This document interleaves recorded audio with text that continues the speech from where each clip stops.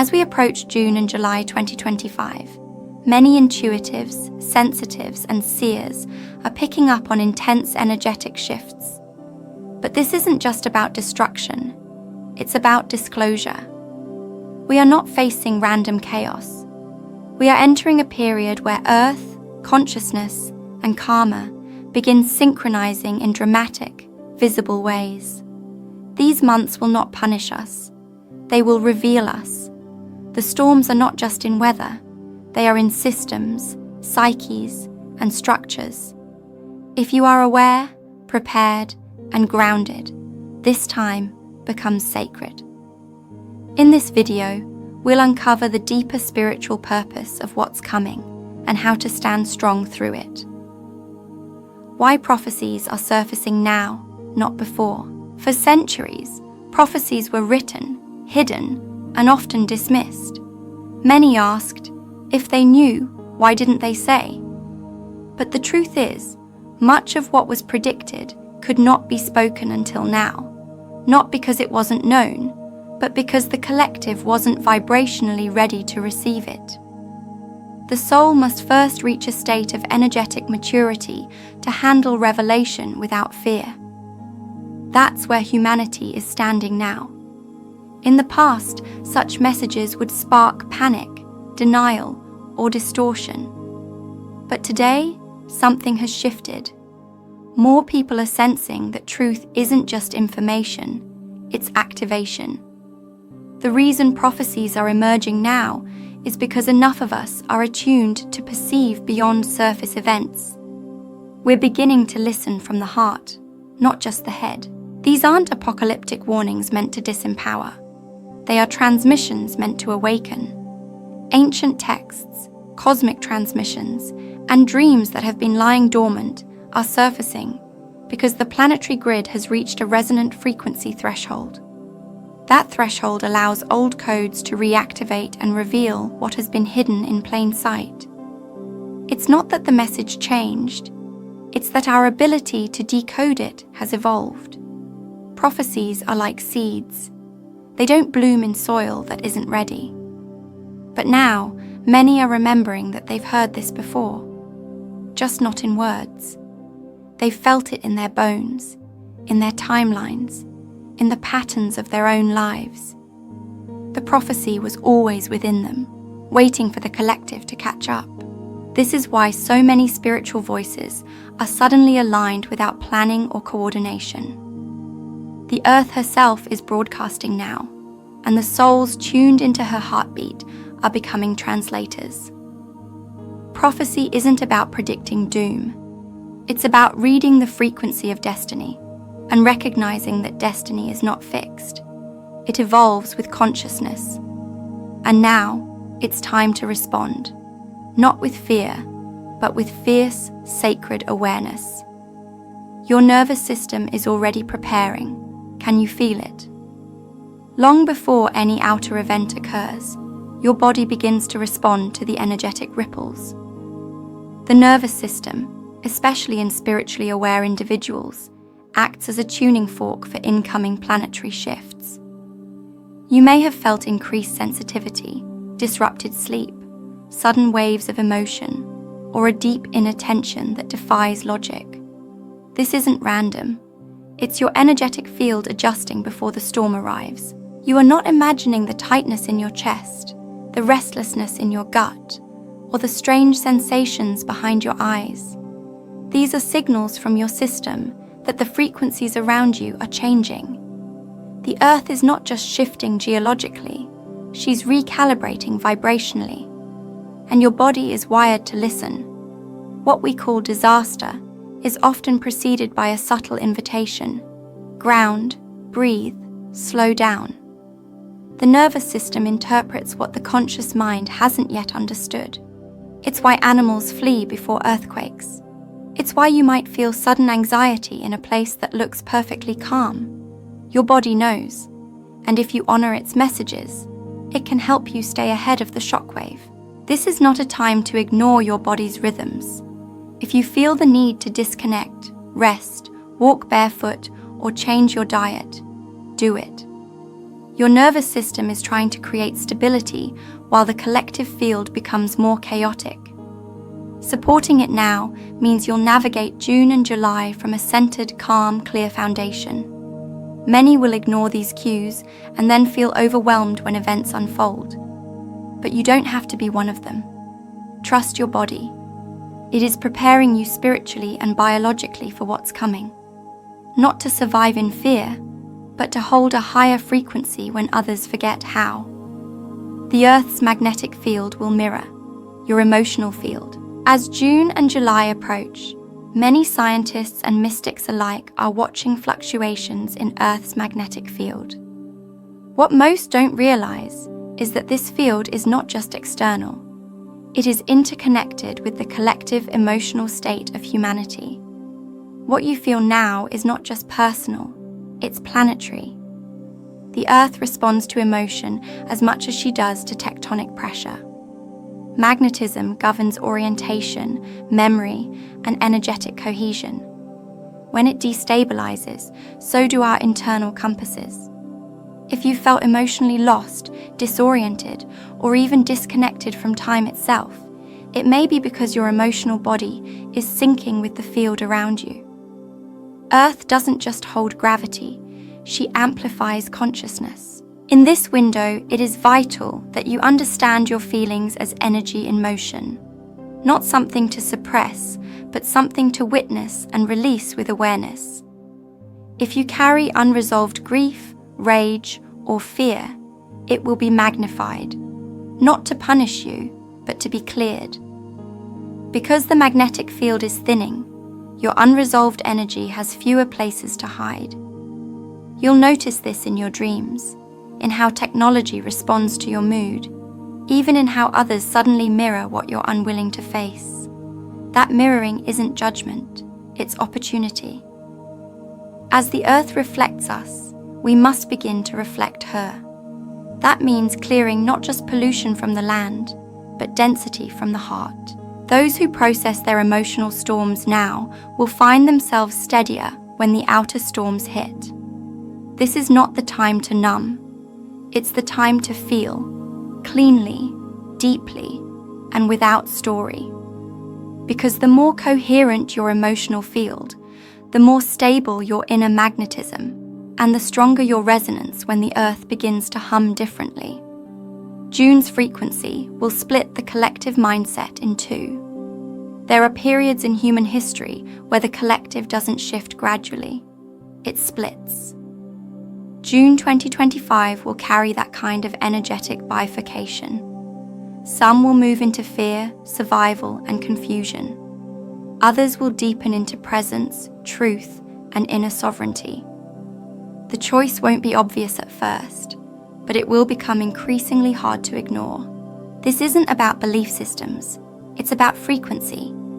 People will start perceiving the same event in entirely different ways, because their inner state will determine what timeline they tune into.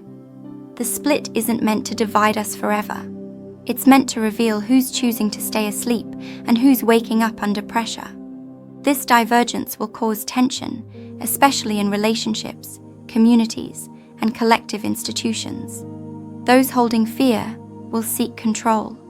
Those holding clarity will feel called to ground the space with compassion. But make no mistake, this is not the time to convince others. It's the time to embody the vibration you choose to live in. You may see long-held friendships dissolve, ideologies unravel, and truths that once felt certain begin to disintegrate. Don't resist it. June's frequency is not here to maintain comfort. It's here to expose alignment.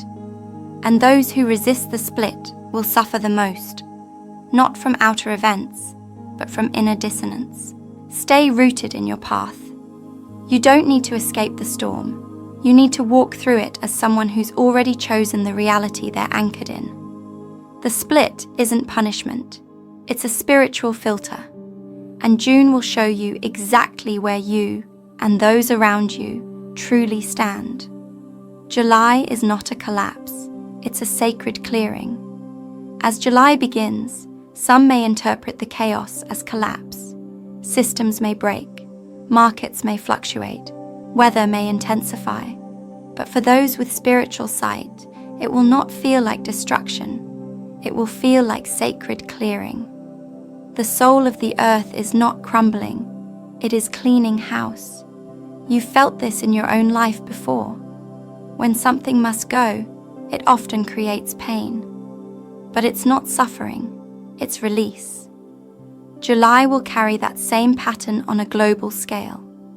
What has been built on falsehood, greed, or distortion will begin to shake. Not to harm, but to make room for what's next. Many will panic, but those who've done the inner work will recognize the pattern. You'll feel it as alignment, not chaos. Like a dam finally breaking because the water behind it has grown too sacred to be contained. You won't fear the noise because you'll sense the truth behind it. During this clearing, it is important to stay close to the earth. Walk her soil. Speak to her. She is not angry, she is awakening. And those who listen will receive instructions that don't come through media or leaders, but through intuition, synchronicity, and quiet knowing. Let July be the month you don't try to hold it all together. Let it be the month you release what never truly belonged to you. In doing so, you won't collapse with the old. You'll rise with the clear. Because the sacred doesn't destroy, it refines until only truth remains. Solar energy will amplify inner chaos or clarity. Solar flares and sunspot activity aren't just space weather, they're catalysts for consciousness. As July peaks, the solar output will intensify, and with it, your inner state will either harmonize or destabilize. This is not punishment. The sun is offering you an energetic mirror. What's unresolved within will rise sharply, while what is aligned will crystallize. Solar energy doesn't create imbalance. It exposes what was already unstable. If you're at war with yourself, you'll feel reactive, scattered, maybe even physically ill. If you've been cultivating peace, you'll feel sharper, more alive, more grounded than ever. In this light, clarity is no longer a choice. It becomes a requirement. This amplification affects every level of your being, mental, emotional, even cellular. Your nervous system acts as a conductor, and if overloaded, may manifest as headaches, agitation, or exhaustion. But this is also the time to anchor your inner sun, to stabilize your breath, your thoughts, your intentions, so your system becomes a filter, not a sponge. During this window, set time aside to be in silence. Let your breath meet the light. You don't have to fix your life overnight. You just have to stabilize your frequency. When the solar frequencies hit, they won't ask who you believe in. They'll ask what you're radiating. Let that answer speak through your alignment. Stillness in June is not optional. It's survival by frequency. As June progresses, the call to stillness will move from suggestion to necessity. This isn't about inaction. It's about energetic alignment through inner quiet. When the collective field becomes noisy, stillness becomes your strongest form of protection. It shields your frequency from chaos without disconnecting you from compassion. Stillness is not passive. It is precision. It allows you to listen between the lines of global events, to sense what's real beneath what's reported. If you stay reactive, you'll be tossed by every headline. If you stay still, you'll begin to hear the instructions written in silence, the guidance most miss. You may feel an urge to withdraw from conversations, media, or even certain relationships during this time. Honor that. It's not withdrawal, it's frequency filtering. The soul knows when noise becomes distortion. In stillness, your resonance sharpens. Your spiritual immune system strengthens. You stop absorbing and start observing. The people who stay centered in June will become anchors in July. They won't be louder, but they will be clearer. And that clarity will ripple, creating microfields of peace in households, neighborhoods, even cities. In this time, stillness isn't selfish, it's sacred infrastructure. Collective triggers will test emotional maturity. Events in June and July will not just shake structures, they'll expose emotional fractures in people, families, and cultures. These triggers are not random. They are surgically designed to show you where the ego still hides, where the wound still reacts. But this time, you'll be asked to respond from consciousness, not conditioning. You may feel tested by old dynamics, authority figures, unresolved trauma, groupthink energy, or sudden betrayal. These will surface not to break you, but to see if you'll finally respond from wisdom. Will you fight, flee, or pause and transmit coherence? That's the test, and only you can choose your position. The emotionally mature will become the quiet leaders. They won't get entangled in the drama. They'll see the trigger, feel the wave, and still hold space. Not out of repression, but because they know the storm doesn't last. And peace is always stronger than panic. They've trained for this moment across lifetimes. Let your response reveal your vibration. Let your tone reflect your healing. And know that how you navigate these triggers will echo far beyond this timeline. Maturity is not absence of emotion, it's mastery of how it's used. And this time, your soul is ready to pass the test. Old structures must crack to let light penetrate.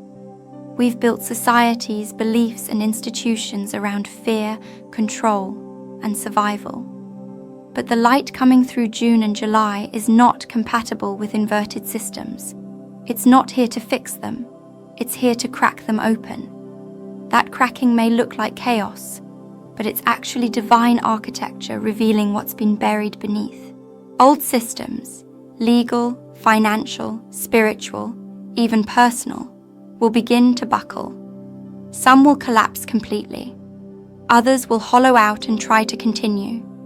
But your soul will see through the facade. You'll feel which structures still serve life and which are just relics of past programming. You'll know what's dead energy pretending to be alive. This isn't a time to cling. It's a time to witness and release. Let the old fall with dignity. Let it dissolve in peace. What you don't mourn, you unconsciously maintain. But when you grieve what's done with open awareness, you make space for what's next to arrive cleanly. Don't confuse the cracking with destruction. It's revelation. What breaks was never real in the first place, and what remains will be the foundation for a frequency-aligned future. You're not watching the end of the world. You're witnessing the clearing of illusion, so light can finally take its rightful place. The role of old souls. During planetary realignments, in every era of transformation, old souls are called, not for recognition, but for resonance. If you feel like you've been preparing for something without knowing what, this is it. Your job is not to lead in the traditional sense. It's to hold frequency when others forget who they are.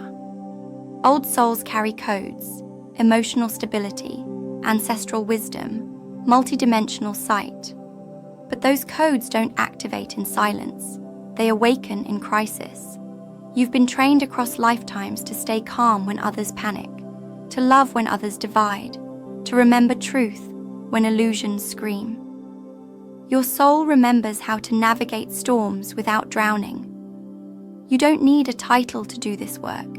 You don't need a platform. You simply need presence. In a room of chaos, your energy is the room's center of gravity.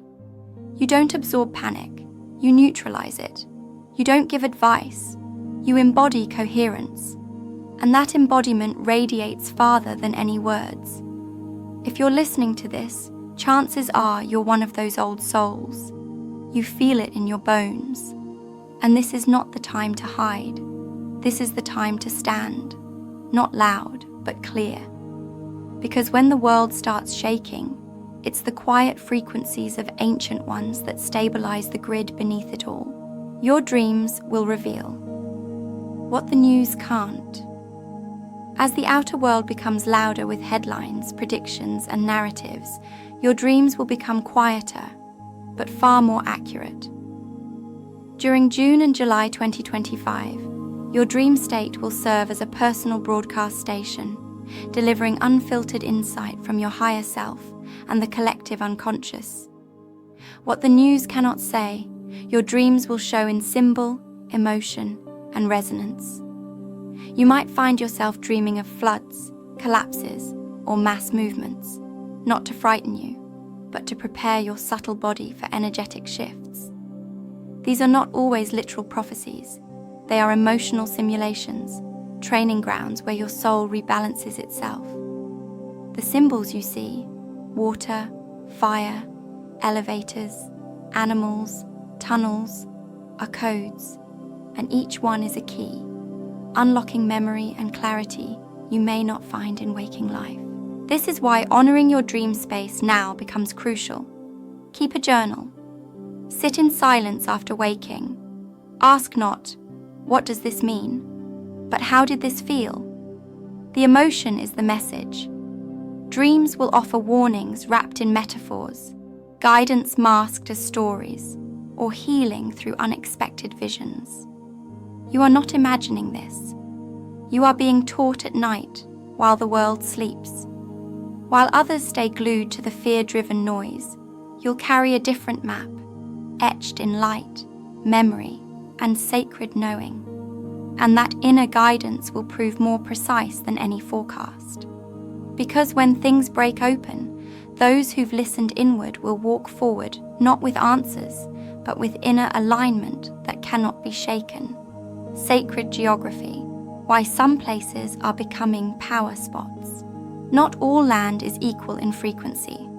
As Earth's magnetic and energetic grids shift, certain locations begin activating, becoming spiritual amplifiers.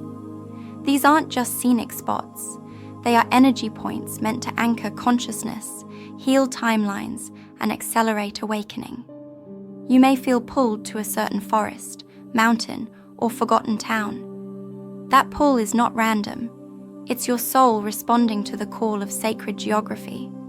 These places may not be popular. In fact, many will be humble, even remote. But when you stand on them, something opens. Your breath deepens. Your dreams sharpen. The earth speaks, and your body listens. That's how you'll know you're standing on a geocoded frequency node, a place where transformation flows faster and clarity strikes deeper. In June and July, these spots will become increasingly active. Some will feel like shelters during storms, not just physically, but energetically. Others will act as launch pads for vision, memory, or spiritual alignment. You may be guided to visit one, or you may already live near one and not know it. Either way, pay attention to where your soul feels unusually still. Honor these places. Offer prayers, not selfies. Sit quietly. Ask nothing. Receive everything. These sites aren't here for tourism, they're here for transmission. And the more we respect them, the more they open. Because when Earth prepares for a leap in consciousness, she awakens her temples, not just above the ground, but within your feet. Not all disasters are destructive. Some are dimensional rifts. In the coming months, not every shake or shift will be rooted in physical destruction. Some disasters will be dimensional ruptures, moments where time, energy, and perception collapse momentarily, revealing what lies beneath the veil. These moments may be experienced collectively or personally, and they won't always be televised. But you'll feel them. You'll know. A dimensional rift isn't about chaos. It's about contact. It's when the seen and unseen collide for a brief, holy moment. It might feel like déjà vu, a time loop, or a sudden collapse in logic, followed by deep clarity. These aren't glitches, they're invitations. They exist to shake loose the illusion that this 3D world is all there is. You may notice distortions, electronics glitching, timelines overlapping, people acting like mirrors of your unconscious. Don't panic. Breathe. What seems surreal is often more real than the routine. These rifts occur to crack the narrative, dissolve attachments, and anchor new frequency awareness. In those seconds of distortion, your soul may whisper, "This is what you came to witness." If you stay present during these moments, not resisting, not dramatizing, you can receive codes that change the course of your journey. These aren't breakdowns, they are dimensional doorways, and they will increase in June and July. Not to scare you, but to initiate you into a wider field of reality. You're not here to escape, you're here to anchor. In turbulent times, the instinct is to flee. Leave the city, cut off people, escape the noise. But if your soul feels called to stay, it's because you're not here to escape. You're here to anchor. You hold a frequency the world needs now, not to fix others, but to stabilize the field by being unmoved within yourself. Anchoring means you breathe while others panic. You pause while others react. You soften when the world contracts. This is not passivity, it is spiritual architecture. You create coherence simply by remaining in truth. You don't need to preach. Your vibration is the message. Your calm becomes the axis around which others remember their center. This role may feel lonely. You might not be acknowledged, but the earth feels it. The collective grid registers it. Every time you choose presence over performance, you reinforce the template of the new earth. And that work is more powerful than anything trending on screens or stages. Remember this: you don't need to run away from the world to be safe. You become safe when you become clear, aligned, and deeply rooted in your being. Anchor light where it's hardest to find, and you'll discover that you were never placed here by accident. Quantum detachment is your shield. This season, in June and July, your greatest spiritual technology will be quantum detachment, not disengagement, but non-attachment to the chaos of form. Detachment doesn't mean you don't care. It means you no longer grip outcomes. You move through collapsing systems like a mountain, not untouched, but unshaken at your core. This kind of detachment is not cold, it's clear. You feel everything, but you're not owned by any of it. You cry, but don't drown. You grieve, but don't identify. You celebrate, but don't cling. You watch the drama unfold without letting it invade your inner field. That's quantum mastery. When you practice this, you'll notice the noise around you starts to blur. You stop feeding narratives, and instead, you start generating frequency. You don't resist change. You ride it from the eye of the storm. And while others exhaust themselves in extremes, you stand steady, not because you're better, but because you've remembered who you are. Detachment doesn't make you indifferent, it makes you powerful. Because when you're no longer pulled by fear, control, or need, you become the field others stabilize in. In this season, don't try to stop the wave. Just become the space that knows it will pass. Why you must listen. Between events, not during them. True guidance does not arrive in noise. It arrives in the space between events. Most people listen when the storm hits, but by then, the message is distorted. If you want clarity in June and July, you must start listening before the volume spikes. Guidance hides in the quiet, not the crisis. The sacred messages will come at 3 a.m., or during your walk, or in the silence right after a tough conversation. They'll arrive in symbols, songs, strange thoughts that don't feel like your own. You won't find them in headlines. You'll find them in hollow moments that feel like nothing is happening. If you're constantly chasing updates, predictions, and posts, you'll miss the whisper. And that whisper often contains more truth than 1,000 reports. Stillness isn't a luxury in this season. It's a portal to precision. It allows you to anticipate, not react, to align, not scramble. So pause between the noise.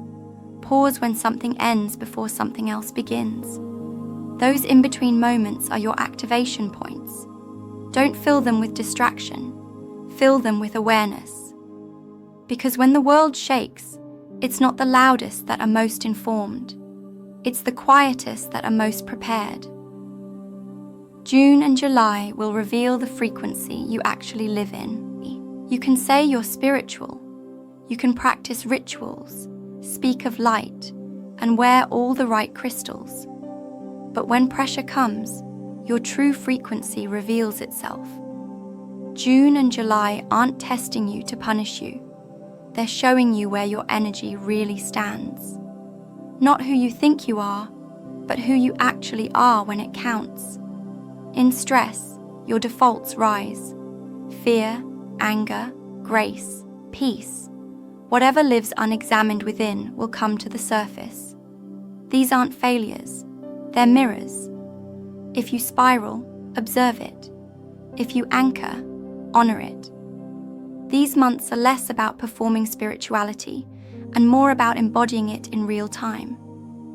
Watch how you treat others under pressure, how you speak to yourself in uncertainty. These behaviors are energetic indicators. They show you what you've integrated and what still needs love. Don't judge, just witness and choose again. The goal is not perfection. The goal is coherence with your claimed frequency. Think of these months as a spiritual audit, not by a higher power, but by your higher self. It wants you honest, clear, aligned. Not to please anyone, but to liberate you from distortion. Because when you live in your true frequency, you don't just survive the storm, you become the eye of it.